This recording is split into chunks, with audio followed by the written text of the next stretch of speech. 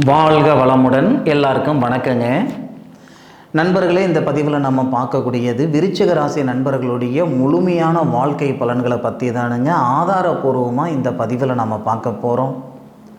விருச்சிக ராசி அப்படின்னா காலச்சக்கரத்துக்கு 8வது பாவகமாக வரக்கூடிய ராசி தானுங்க விருச்சிக ராசி.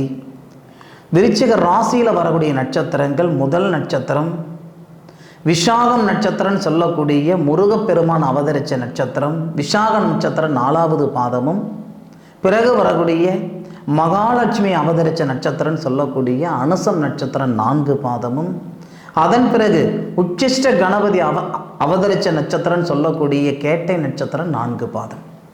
3 நட்சத்திரங்களும் 9 பாதங்களும் கொண்ட அற்புதமான ராசி தானுங்க இந்த விருச்சிக ராசி. விருச்சிக ராசி நண்பர்களுடைய குணம் எப்படி இருக்கும், வாழ்க்கை எப்படி இருக்கும், வாழ்வாதாரம் எப்படி இருக்கும், முழுமையாக இந்த பதிவில் நம்ம பார்த்துடலாம்.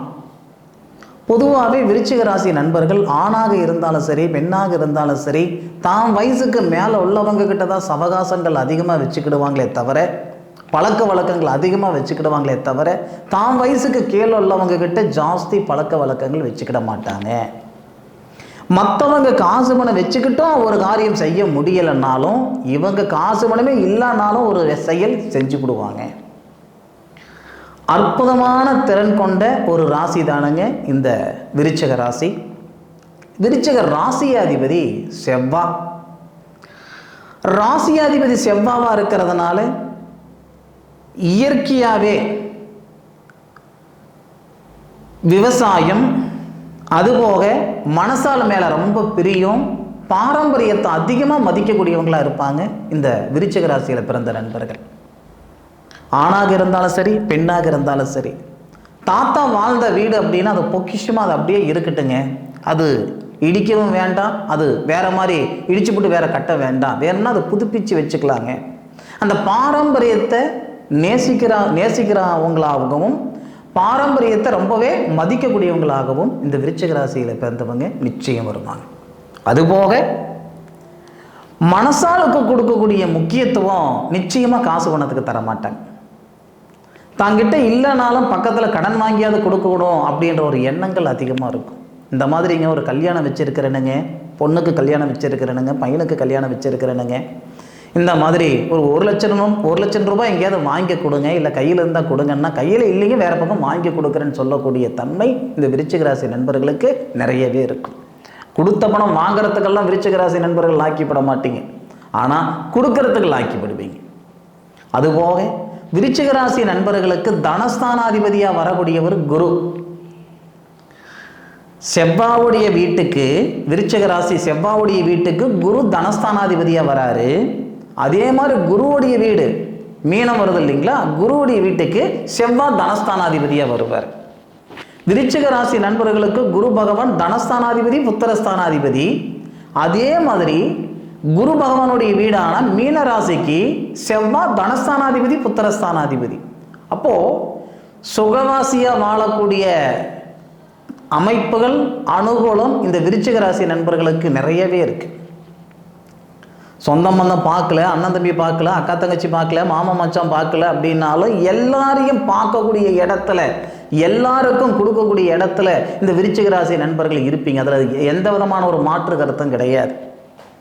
உங்கள் வயசு ஒரு 25 வயசாக இருந்தால் கூட உங்களுடைய தன்மை 50 வயசில் உள்ளவங்களே தோற்று போயிடுவாங்க. அந்த அளவுக்கு அந்த தன்மை இருக்கும். யாரையுமே மட்டு மரியாதை இல்லாமல் பேசிட மாட்டீங்க. யாராக இருந்தாலும் ஒரு மட்டு மரியாதையோட தான் பேசுவீங்க. வாங்க போங்க அப்படின்ற வார்த்தை வருமே தவிர வா போன்ற வார்த்தை நிச்சயமாக வராது. அதுபோக தனஸ்தானாதிபதியான குரு பகவான், புத்திரஸ்தானாதிபதியான குரு பகவான் உங்களுக்கு எல்லா விதத்திலையும் ஏற்றத்தை கொடுக்கும். அப்போது குரு பகவானுடைய வழிபாடு ரொம்ப ரொம்ப ரொம்ப ரொம்ப ரொம்ப உங்களுக்கு சிறப்பாக இருக்கும். குரு பகவானுடைய வழிபாடு அது குரு பகவானுடைய வழிபாடாகவும் எடுத்துக்கிடலாம். அதுபோக இந்த சித்தர்கள், ஜீவசமாதியான சித்தர்கள், ஆனால் அவங்கள குருன்னு சொல்லக்கூடியவங்க ஆசிரியராக இருந்தாலும் சரி, இல்லை உங்களுக்கு சொல்லி கொடுத்தவங்களா இருந்தாலும் சரி, இல்லை சித்தர்கள் ஜீவசமாதியான இடமா இருந்தாலும் சரி, இல்லை குரு பகவானுடைய திருத்தலமாக இருந்தாலும் சரி, குருவை வழிபட இந்த விருச்சிக ராசி நண்பர்களுக்கு ரொம்ப சிறப்பாக இருக்கும். இதே துளாராசி நண்பர்களுக்கு இதே தானங்க, குரு பகவானுடைய அனுகிரகங்கள் ரொம்ப தேவை. அப்போது துலாம் ராசிக்கு பார்த்தீங்கன்னா குரு பகவான் நமக்கு பாதகாதிபதியாக இருக்கிறதுனால அவரை தேடுறோம். ஆனால் விருச்சிக ராசி நண்பர்களுக்கு சாதகாதிபதி, மிக மிக மிக சாதகாதிபதி குரு பகவான் விருச்சிக ராசி நண்பர்களுக்கு. ஆக தனஸ்தானாதிபதியாகவே அவர் வரதுனால உங்களுடைய கட்டத்தில், உங்களுடைய ஜாதகத்தில் குரு பகவான் லக்னத்துக்கு 2வது இடத்துலையோ 5வது இடத்துலையோ 7வது இடத்துலையோ அல்லது குரு பகவான் இருக்கிற இடத்துக்கு 5வது இடத்துல 7வது இடத்துல 9வது இடத்துல உங்கள் ராசி மட்டும் இருந்தா மிகப்பெரிய ஒரு செல்வந்தராக இருப்பீங்க. எந்த தருணத்தில் அந்த செல்வந்தராக இருப்பீங்க அப்படின்னா அந்த குரு பகவானுடைய தசை நடக்கணும் அல்லது குரு பகவானுடைய புத்தி நடக்கணும். ஒரு உதாரணத்துக்கு விருச்சிக ராசியில் பிறந்த நண்பர்கள் விஷாக நட்சத்திரத்தில் பிறந்தா அவங்க வாழ்நாளில் மறுபடியும் குரு தசை வரவே வராது. இல்லை சார், நான் அனுசம் நட்சத்திரத்தில் பிறந்திருக்கிறேனுங்க, அனுசம் நட்சத்திரத்தில் பிறந்தா மட்டும் குரு தசை வந்துருமா? வராது.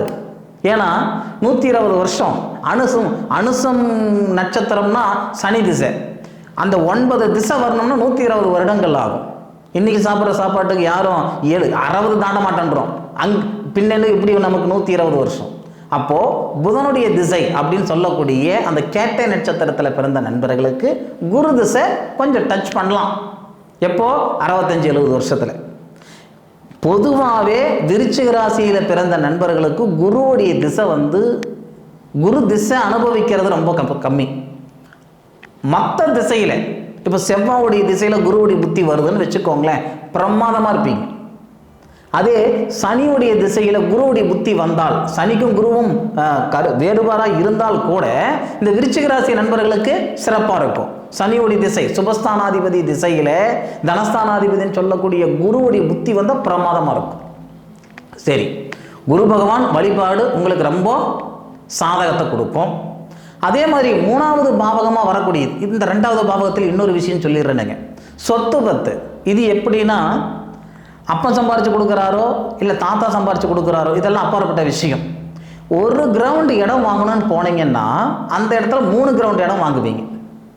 எப்பயுமே இந்த விருச்சிக ராசி நண்பர்கள் எப்படின்னா ஒரு இடத்துல போய் கால் வைக்கிறாங்க அப்படின்னா அந்த இடத்துல ஒரு 2 ஒரு சொத்து பத்து சேர்த்து வாங்கக்கூடிய தன்மை கொடுத்துரும் அந்த விருச்சிக ராசி நண்பர்களுக்கு. ஆக 100% மண்மனை வாங்கக்கூடிய இடத்துல இந்த விருச்சிக ராசி நண்பர்கள் நிச்சயமாக இருப்பாங்க. அதுபோக கொடுத்த வாக்கு, எந்த ஒரு சூழ்நிலையிலையும் ஒரு சொல்லிட்டா அந்த சொல்லில் நிற்பாங்க. மாட்டுக்கு பல்லு முக்கியம்னா மனுஷனுக்கு சொல்லு முக்கியம்னு சொல்லுவாங்க இல்லைங்களா? அது யாருக்கு பொருந்துமோ இல்லையோ அந்த விருச்சிக ராசி நண்பர்களுக்கு ரொம்பவே பொருந்தும். சரிங்களா? உடல் உபாதைகள் கண்டிப்பாக ஏற்படுத்தும். விருச்சிக ராசியில் பிறக்கிறாங்கன்னா ஆணாக இருந்தாலும் சரி பெண்ணாக இருந்தாலும் சரி உடல் தேகத்தில் கண்டிப்பாக தொந்தரவுகள் ஏற்படும். எந்த மாதிரியான தொந்தரவுகள் ஏற்படும்? ரத்த சம்பந்தப்பட்ட தொந்தரவு, பிபி இருக்குதுங்க, கொலஸ்ட்ரால் இருக்குதுங்க, அப்பப்போ உடம்பு சூடாயிடுதுங்க, உடம்புல கட்டி வருதுங்க, ரத்த அழுத்தம் அதிகமாக இருக்குதுங்க, இல்லை ரத்தம் குறைவாக இருக்குதுங்க. இந்த மாதிரி ஒரு சங்கடங்களெல்லாம் இந்த விருச்சிக ராசி நண்பர்களுக்கு வரதான் செய்யும். சரிங்களா? இது ஒரு புறம் இருந்தாலும் 3வது பாவகத்துக்கும் 4வது பாவகத்துக்கும் அதிபதி நமக்கு சனி பகவானாக வருவார். 3 நாளுக்குடைய கிரகம், 3 நாளுக்கு உரிய பாவகத்துக்கு தகுந்த கிரகம் சனி பகவானாக இருந்தாலும் சனி பகவான் இந்த விருச்சிக ராசி நண்பர்களுக்கு சாதகமானவரா அப்படின்னு கேட்டிங்கன்னா சனி பகவானுடைய ஆதிக்கத்தில் தான் விருச்சிக ராசியாதிபதினு சொல்லக்கூடிய செவ்வாய் உச்சமாவார். சாதகத்தை கொடுத்தாலும் இந்த ஷேர் மார்க்கெட்டில் ஏதாவது காசு பணம் போட்டிங்கன்னா சங்கடமாயிடும். அது பார்த்துக்கிடுங்க. மருத்துவத்துறையில் மெடிசின் சம்மந்தப்பட்ட விஷயத்தில் ஏதாவது பெரிய முதலீடு போட்டாலும் உங்களுக்கு நட்டத்தை கொடுத்துரும்.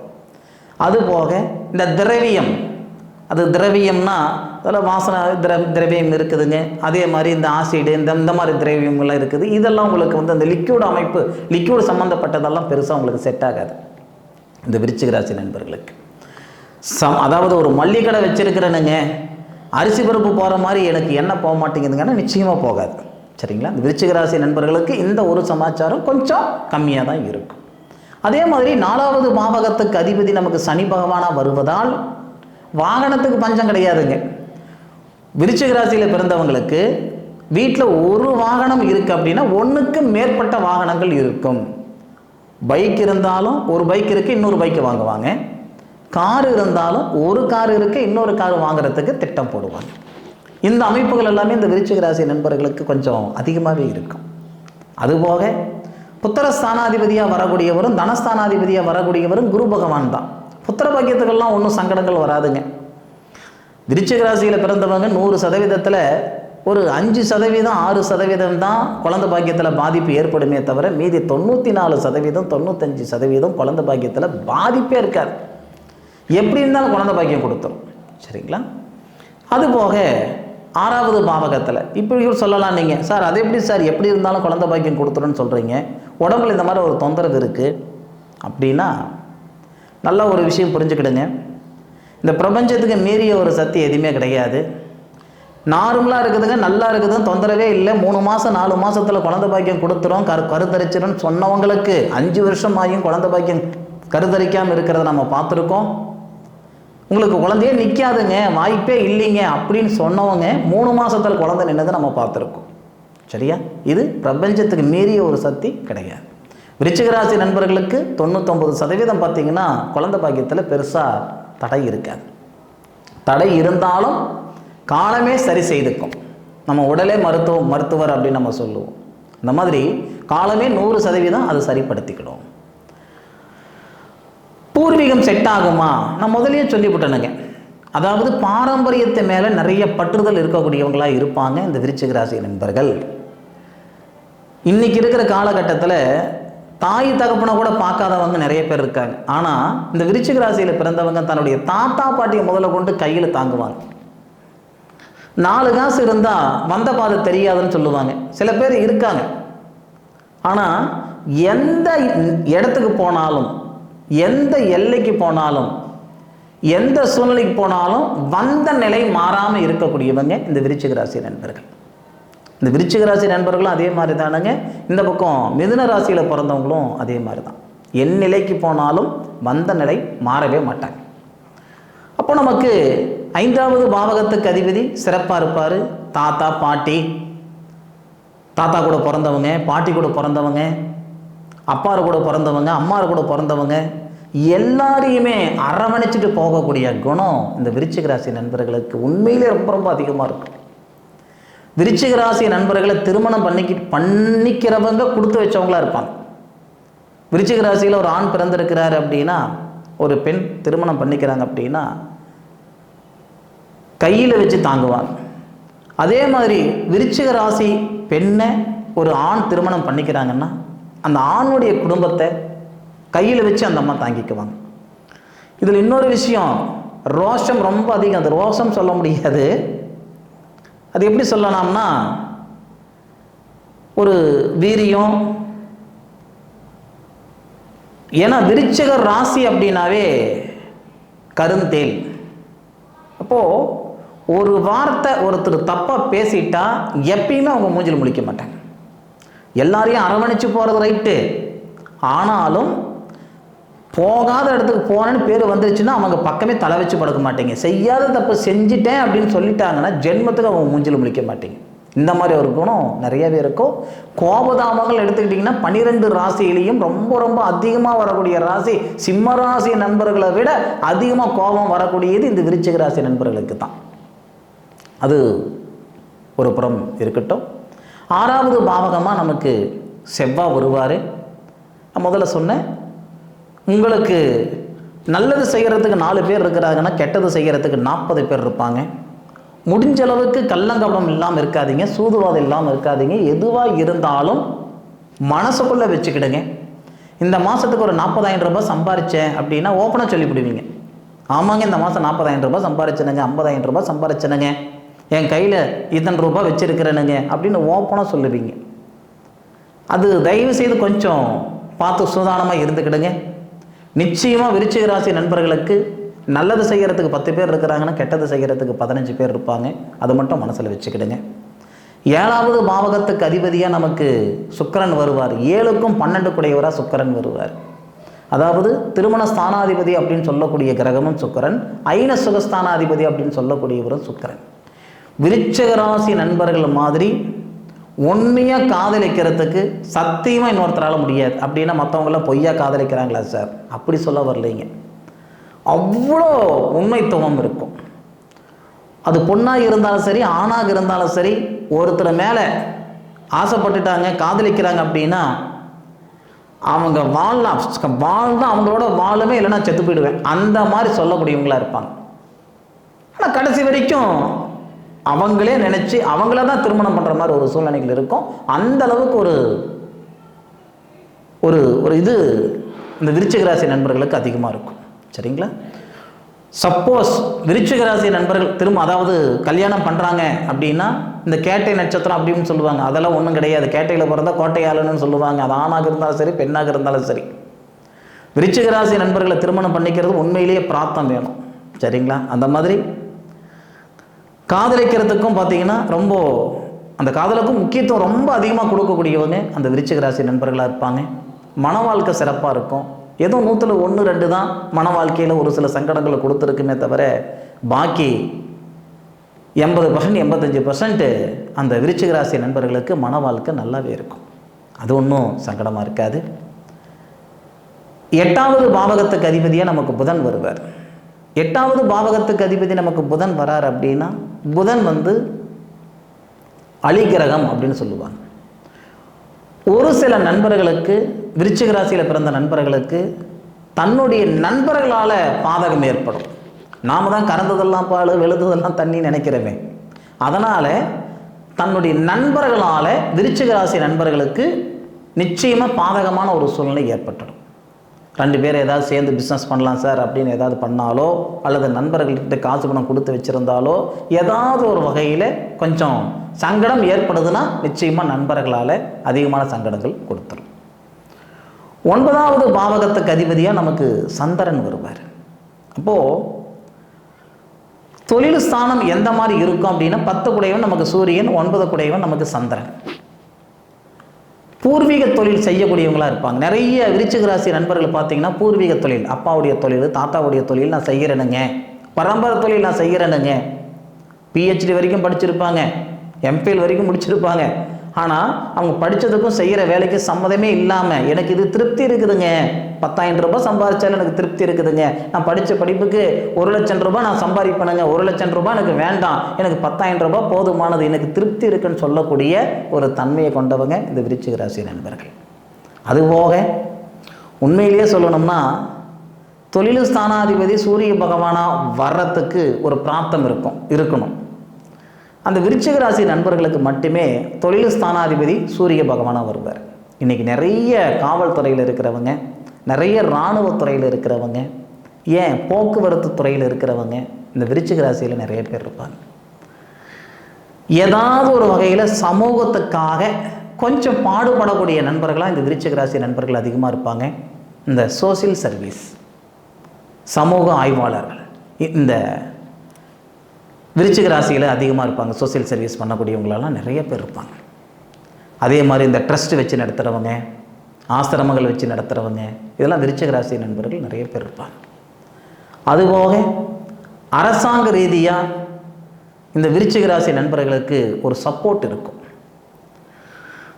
11வது பாவகத்துக்கு அதிபதியாக நமக்கு புதன் வரார்.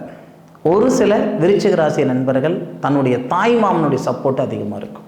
ஒரு சில விருச்சிக ராசி நண்பர்களுக்கு தாய் மாமன் பெண்ணை கல்யாணம் பண்ணுறது, தாய் மாமனுடைய சப்போர்ட் இருக்கிறது, இதெல்லாம் ஒரு சில விருச்சிக ராசி நண்பர்களுக்கு நல்லாவே இருக்கும். அதுபோக 12வது பாவகத்துக்கு அதிபதியாக தான் நமக்கு சுக்கிரன் வருவார். கணவன் மனைவிக்குள்ளார கருத்து வேறுபாடு ஏற்படலைனாலும் ஒரு சில நேரத்தில் ஒரு சில சங்கடங்கள் கொடுக்கும். முடிஞ்ச அளவுக்கு முருகருடைய திருத்தலமான திருச்செந்தூர் போயிட்டு வர்றது, சுவாமி மலை போயிட்டு வர்றது, இதெல்லாம் ரொம்ப ரொம்ப பிரார்த்தம், ரொம்ப ரொம்ப நல்லது. பொதுவாகவே விருச்சிக ராசி அப்படின்னா ராசிநாதன் செவ்வாவுக்கு முருகர். ஆனாலும் விருச்சிக ராசி நண்பர்களுக்கு மன வாழ்க்கை நல்லா இருக்கணும், இல்லை மன வாழ்க்கை சீக்கிரம் அமையணும், அமைஞ்ச மன வாழ்க்கையில் சிக்கல் இருக்குது, உடல் திரேகத்தில் தொல்லை இருக்குது, தொந்தரவு இருக்குது அப்படின்னா முருகருடைய வழிபாடு ரொம்ப ரொம்ப பெஸ்ட். குரு பகவானுடைய வழிபாடு எப்படி நான் ரொம்ப நல்லதுன்னு சொல்கிறேனோ அதே மாதிரி முருகருடைய வழிபாடும் மிக சிறப்பு இந்த விருச்சிக ராசியில் பிறந்த நண்பர்களுக்கு. சரியா? சரி நண்பர்களே, விருச்சிக ராசி நண்பர்களுக்கு இந்த பதிவு 100% பயனுள்ள ஒரு பதிவாக இருக்கும் அப்படின்ட்டு நான் மனசார நம்புகிறேனுங்க. மீண்டும் அடுத்த ஒரு அற்புதமான தருணத்தில் உங்கள் அனைவரையும் சந்திக்கும் வரை உங்களிடமிருந்து விடைபெறுவது உங்கள் வீட்டு ஜோதிட நண்பனான மா காளிதாஸ் மணிகண்டன். திருச்சிற்றம்பலம். வாழ்க வையகம், வாழ்க வளமுடன்.